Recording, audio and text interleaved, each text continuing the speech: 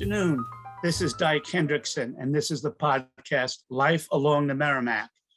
We generally talk about the health and history of the Merrimack River, but we define this quite broadly. And today, we're going to be talking about an event that is taking place on the Merrimack River this weekend, the 29th and 30th, and it is the Newburyport Literary Festival. And with me is a guest, Hannah Harlow. Hannah, thank you for being here. Thanks so much for having me. It's great to be here. Hannah is on the board of the Newburyport Literary Festival. She also owns a bookstore in Beverly.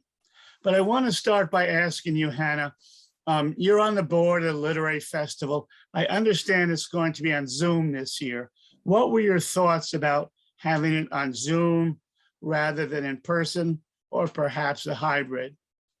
It's a great question because we debated long and hard about it back in the fall of 2021 when we got, the committee is made up of all volunteers. So we gather regularly, and in the fall, this question came up, and everybody, of course, wants to go back to in person. It's a vibrant, wonderful group. So Zoom obviously has its benefits. We can invite authors from far away without having to pay a massive travel stipend. So that's been great. So we considered all variables, but ultimately in the fall, with various variants coming on and being all volunteer, we decided that we should do all virtual again this year, because we felt like we didn't have the means to pivot at the last minute. We all have day jobs, we all have families. And, we thought about things like, well, if we're in person and, how do we as volunteers enforce something like making sure everyone's vaccinated? We have a number of volunteers that just volunteer for the event itself. And can we ask that person to ask someone to leave if they're not vaccinated? So these are all questions that we considered. And so ultimately, we decided to go all virtual, and we kind of focused on bringing authors that maybe we wouldn't be able to bring if it were an in-person event. So we have authors joining us from Australia and Scotland and all over the world. So it's pretty exciting. Where could people look for a lineup? You do have a website. Can you just mention that so people listening would be aware where they can go, see who's speaking, when, and that type of thing? Yes, NewburyportLiteraryFestival.org is the website, and there's the full listing of events there for the whole weekend. It opens Friday night, April 29th, and runs through Sunday, May 1st. And each event has a Zoom registration link, so people can see the full lineup and then register for the Zoom events on the website. And do you have a particular group you're looking at this year? I shouldn't act so naive about the festival.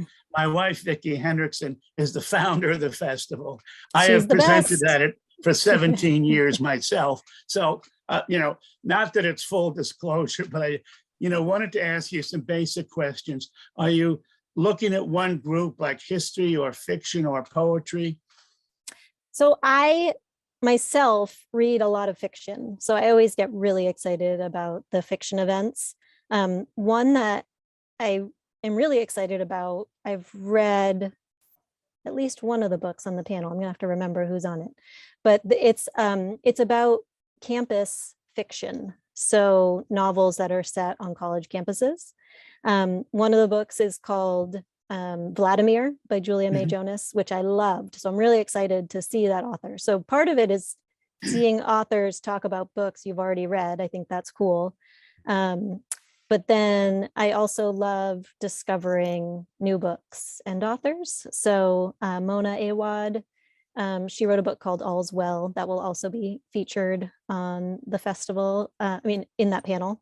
So I'm really excited to learn more about that book. And I just think it's a fun topic. And I understand the poets, you have a number of poets this year. The Powwow Poets is a significant organization in this area. They've been coming for many years. Do they have a set spot when they're going to appear, Hannah? They are doing the breakfast spot on Saturday morning, breakfast with the poets. So that's super fun. It's just a nice way to wake up on Saturday morning and grab your coffee and go listen to some poetry. Yeah, I think, when it was a physical event, that people, they'd meet somewhere and everyone would be having coffee and sitting around. And that's a good boost for poets, because sometimes it's, poets don't get as much attention, or they don't always have a voice in the literary world, but it's exciting that you're having at least a half a dozen local poets. Am I correct? Yes, no, we always have a super solid lineup of poets at the festival. It's a really important part of the festival to us. It's definitely every year they're amazing. So people should definitely check out that lineup. In terms of local folks, you mentioned you're having people from distant lands because it's virtual. Are you having local authors, be it nonfiction or fiction? Maybe you could talk about that a little bit. Yeah, and I said we focused on being able to bring people from around the world, but I'm glad you brought that up, because that's another very important part of the festival to us, what we call our local history, which can vary. I mean, it's not always just the local history. We always have some local authors of fiction and historical fiction and mysteries. So they are scattered throughout the festival, but we do have kind of a dedicated local history group that we always have some featured titles. So Glee is one of our board members who will also be having an event at the festival this year, and she is very entertaining. So she's always one to check out. That would be Glee Woodworth, who is a thank you. local historian here. She's written 2 books about the kind of the historical trail of Newburyport. They're terrific books. They're well illustrated, and she's a great host. I enjoy. She presents really well. She's super fun to watch and hear her talk. I would mention here that, as you know, I am interviewing someone Saturday morning at 9. His name is Chris Clary. He's from West Newbury, but he's actually a globetrotter. He's a New York Times sports correspondent, and he wrote a best-selling book about Roger Federer. And I believe, Hannah, that you interviewed him recently yourself. Tell me a little bit about that, and tell me, is he a good interview? He's great. So, I saw my brother owns the bookstore with me. And we have our own podcast called John Updike's Ghost, live from the bookshop. And we were looking at the festival lineup, and we wanted to highlight a few things on our podcast. So we kind of focused on the fact that Christopher Clary is this New York Times columnist who seems to live all over the world, but has a house in West Newbury. And we loved that. So we invited him onto our podcast, and he told us all about writing The Master, which I read, and it's a fantastic read. He's a really great storyteller. And Christopher is a great interview. I mean, as you can imagine, he's been working for the New York Times and the International Herald Tribune for 30 years. He knows how to talk to the media. I guess he's learned a few things over the years. But yeah, super interesting. So many cool stories. I think you're going to have a blast at your event. Yeah, I read the book also, and I'm a lifelong tennis player. I also covered tennis years ago, and I would mention he's so knowledgeable, and he had wonderful access to Roger Federer. And access is a major element of writing any biography. So I'm going to talk to him about that. Another thing I would mention, just because it's local, is this is Dyke Hendrickson again, hosting something Sunday afternoon at 3 about Plum Island.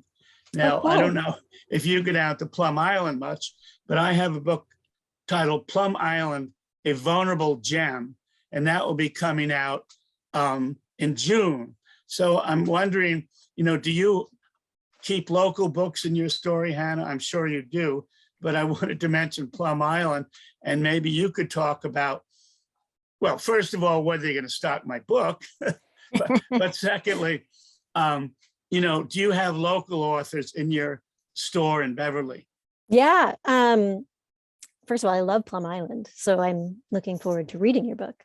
Mhm. And we do stock local authors. We have a little shelf that, dedicated to local authors and local history, actually. And we are a new bookstore, so we generally only sell new books. But when it comes to some of the local stuff, some of these books have gone out of print, which is crazy. There's like some great photographic history of, we're in Beverly Farms, but also, we have customers from all over the area, and there's some great photographic histories of like Ipswich and Rockport that have gone out of print. So I actually have started scouring some used sales, looking for some of those local books that are now out of print because people are really interested in them. So there's a wide range of local stuff that we carry.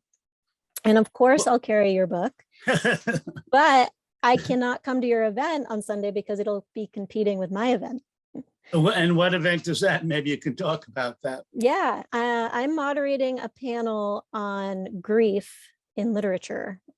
So we have 3 authors on that panel, and they've written all really different types of books. So I think we're going to have an interesting conversation. The first author is Jenna Blum, who wrote a memoir called Woodrow on the Bench, which was about her aging dog and taking care of that aging dog.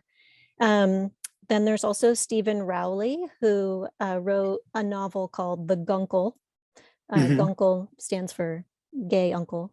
And it's kind of a comedy. And but the premise is that the Guncle kind of takes care of his niece and nephew for the summer after his sister-in-law dies and his brother has to go into rehab. So that's where the grief element comes in. And then the third book is another novel, kind of literary fiction called Beneficence by Meredith Hall, which is more of like a lyrical meditation on a family kind of grappling with their grief. So I'm worried people are going to feel like this is going to be a very sad panel, but all the authors are amazing. And I think we're actually going to have a really good time, even though it seems like a sad topic. But the books are all great. And like I said, really different. So I think it's going to be kind of a wide-ranging conversation. Well, one of the most grief-stricken books that I remember reading is Sophie's Choice, which you're probably familiar with. But I am. What a classic, and William Styron wrote that years ago. But what a classic, and it still haunts me even when I think about it. It's a haunting book. Of course, it was made into a movie with Meryl Streep, and that certainly strikes me as one of the most significant. Yeah, what's interesting is as soon as I came up with this, or just realized I was doing this panel and was kind of reading for it, and then reading other books, I sort of started to realize that most books are about grief in some capacity. So it's interesting. Well, you're listening to the podcast Life Along the Merrimack. I'm Dyke Hendrickson, the host, 96.3 FM radio, Channel 9, cable television, local cable television, and it is archived on YouTube. And maybe we can talk a little about nonfiction. There's one nonfiction all-star, in my opinion. Will Haygood is coming to the festival. He has written a book about the Black experience in the white film industry.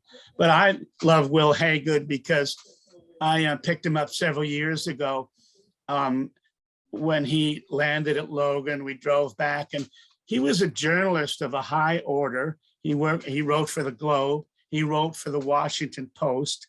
He wrote a wonderful book titled The Butler, which was made into a movie. And maybe you can talk a little about nonfiction, because there's fiction, there's nonfiction, there's poetry. Yes. Will Haygood, to my mind, is quite an all-star. He is an all-star. Let me think of the other nonfiction. Like I said, I'm such a fiction reader. But while I'm thinking, tell me, Will Haygood, I think of him as kind of a friend of the festival because he has joined us a couple of times over the years. Yes. Do you have any other returning favorites or like Yeah, that? there Yeah. are a number of them. Well, Glee Woodworth, who Yep. we've mentioned, it is one of my great favorites, and she speaks on numerous occasions. One of my favorites in fiction, though, is Tess Gerritsen. You may know the name. She wrote the Rizzolian Isles series, which became a television series, 9 years. I mean, I used to be a TV critic. If you're on television for 9 years, it's immense. But Tess Gerritsen spoke here several years ago, and she was, a terrific author. She lives in Rockport, Maine, rather than Rockport, Mass. But she was a big favorite, and she was one that I like particularly. But in terms of fiction, maybe you can mention a couple other people you have, because a lot of people do like fiction quite well. Yeah, well, I will. So, but going back to nonfiction first, and a festival favorite, Anne Okay. Hood is returning, and she writes fiction and nonfiction. But she's going to be here talking about her new memoir, which is called Fly Girl, and she is going to be in conversation with Julia Cook, who wrote a nonfiction book called Come Fly the World. So I'm excited for this matchup, actually, because Julia Cook's book is about the flight attendants from Pan Am. And so it's like a really interesting history of a lot of the humanitarian work that these women did too, working for that airline. So really great history of like the 70s. And then Anne's is a memoir of being a flight attendant in her youth, in her younger days. That profession has changed quite a bit in 30 or 40 years. I've read part of her book, and I won't go into the semi-lewd stories that one could tell, but Right. they weren't quite as respected by men in the old days. And I'm sure she has some, they were more waitresses at the time rather than good professional attendants. So I'm sure her book will be interesting. Well, Yeah. she's a friend of the festival because you mentioned Good Works.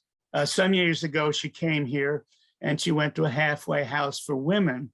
And she talked about her life in writing, how it helped her in her own grief and her own personal life, because she had lost a child, I think at 5 years old. And she wrote a very meaningful book about that. But she went to several places where people were grieving, and Anne Hood really was a good friend of the festival for that reason. That sounds amazing.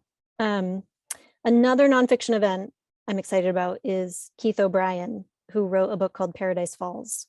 And I've just, I read that book over the last weekend, actually, and it's so good.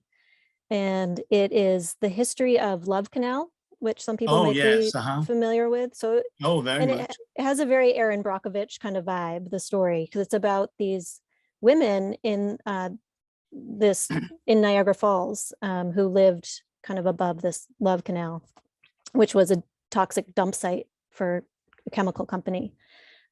These mothers realized that their children were getting sick because they'd built a school on top of this toxic dump.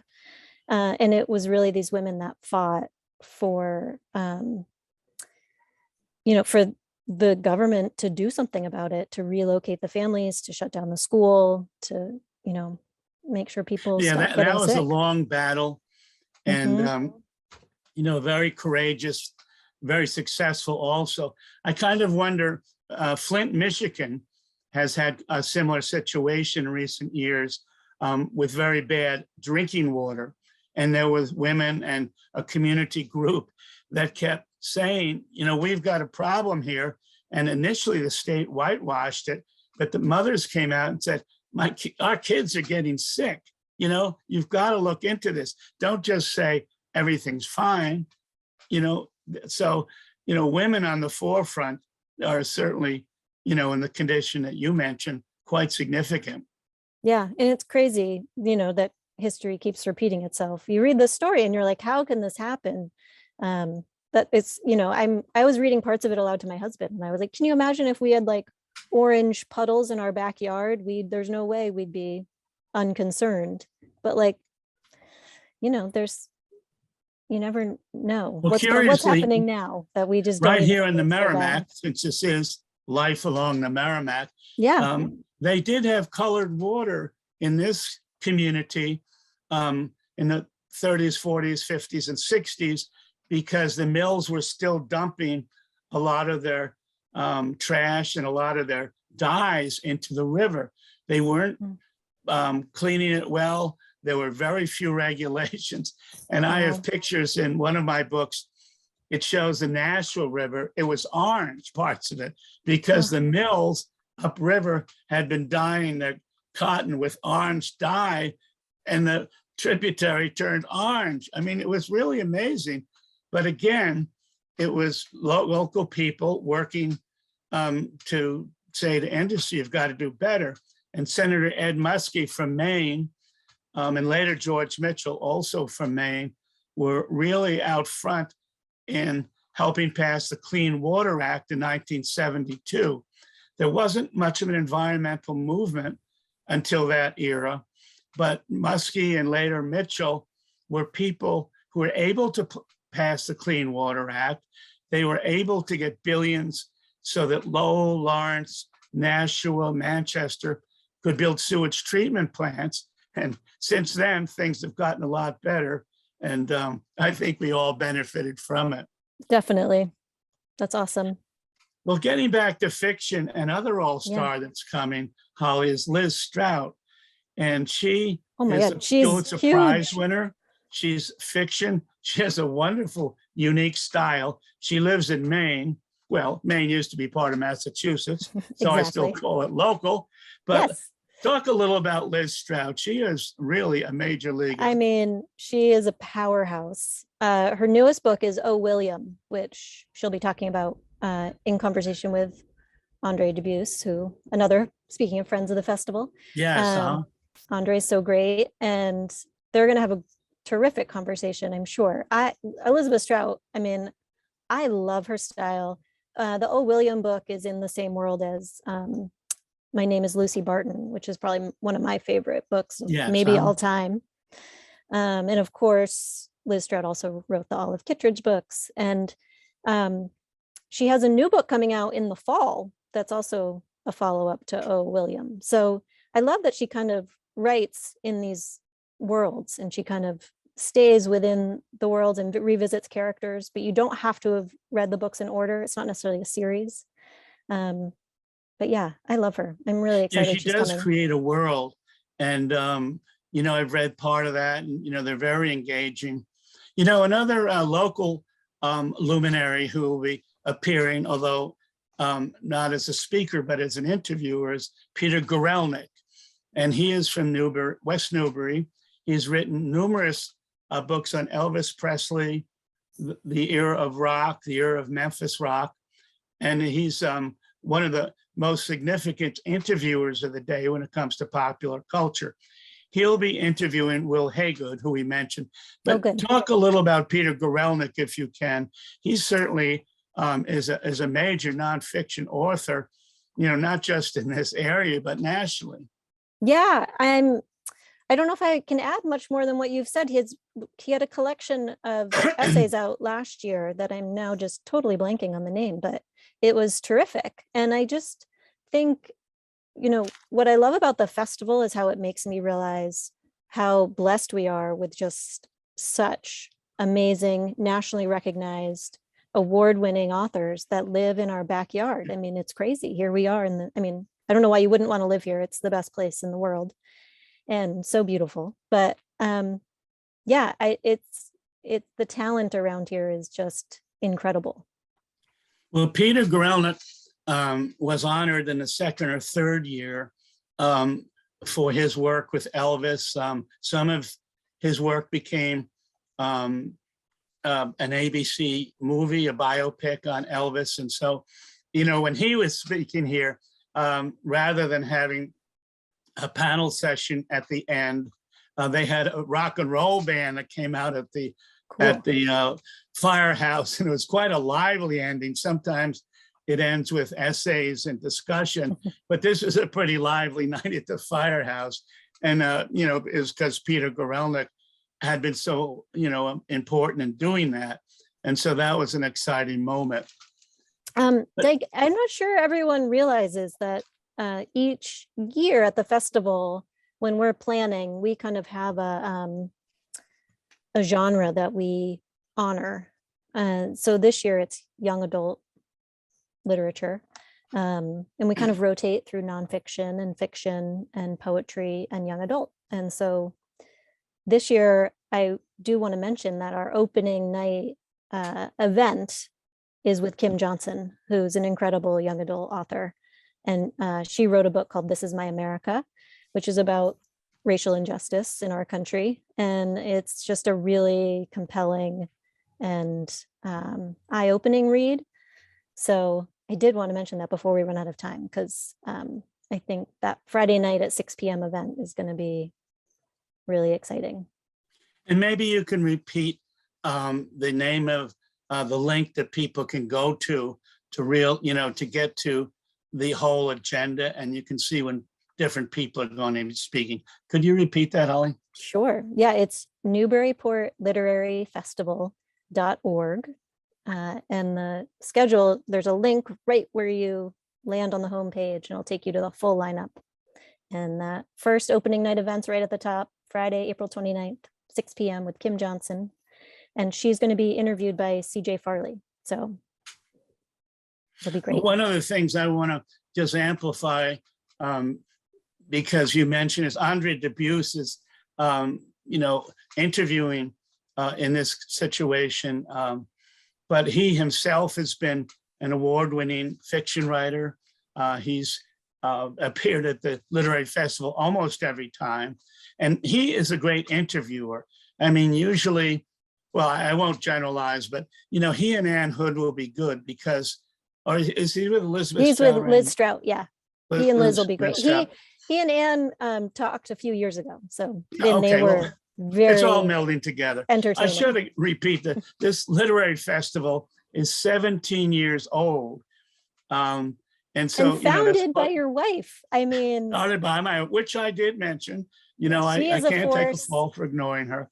She started it, after, as really an attempt to get more people to read and to get more people to just be involved in books. And so, it's been a wonderful moment since then. And Jen Entwistle has been co-director for many years, does a great deal of work. so much work. And on this topic, Hannah, can you mention a couple other of the board members? I mean, I wouldn't ask you to mention all of them, but are there a couple that you're aware of that have been I with mean, it for a it's going while? to be hard not to mention everybody, but we probably don't have time. But so I do a lot of I'm on kind of a programming subcommittee, and on that subcommittee with me is your daughter, Leslie, who's so great and has been taking on more and more festival responsibility over the past couple of years. Call it nepotism, if you will, but I must stress to everyone, no one gets paid here. So please nobody gets continue, paid. Hannah. Yeah. And also on that programming subcommittee with me is Meg Mitchell-Moore, who is also a Newburyport resident and author. And she has a new book coming out this June. So she kind of missed getting a festival spot this year, but she has participated in the past, and she will be moderating some discussions, or at least one discussion this festival. Well, Hannah, I regret to say we're just about out of time. This has been a wonderful discussion. This is Life Along the Merrimack. It's a weekly podcast. I'm Dyke Hendrickson, the host, 96.3 FM radio, Chopper Radio, Channel 9, local cable, and it's archived on YouTube. And maybe just a last comment from you, Hannah. It's a big moment for people in our household. How are you looking forward to the weekend? The weekend's going to be amazing. Like I've mentioned before, I own a bookstore, so it's a big weekend for us because we support the festival. We sell festival books, and what is all weekend. Could you repeat the name of your store again? Yes, it is The Bookshop of Beverly Farms. Okay. And Jabberwocky Books is the other bookstore that also supports the festival, so we kind of share sponsorship. And it's also Independent Bookstore Day this Saturday. So find Oh, a good. your local indie and go visit and show your support for indie bookstores. So big weekend for us. Well, that's great. That was Hannah Harlow, a member of the Literary Festival Steering Committee. She's also owns a bookstore in Beverly Farms. I'm Dyke Hendrickson. The Literary Festival in Newburyport is this weekend. So thank you very much for being with us. We're signing off now, and we can't see you in person, but the virtual Literary Festival is this weekend. Thank you very much again, Hannah. Thanks for having me. Bye-bye.